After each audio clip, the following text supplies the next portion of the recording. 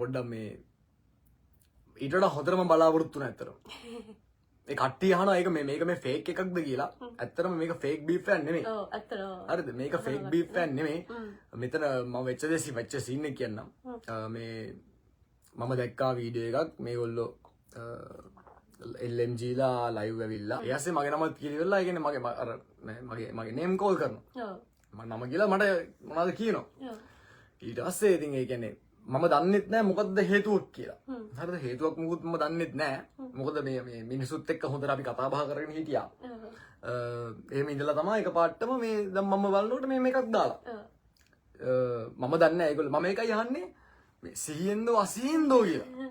මම දන්නේ නෑ ඒගොල්ලෝ මේ කියන්නේ ඒගොල්ලෝ ඒක අවබෝධයෙන්ද කරේ නැත්නම් ඒ කියන්නේ අනවබෝධයෙන්ද කියලා. අනවබෝධයෙන්ද කියලා. ඒ කියන්නේ මම දන්නේ නෑ.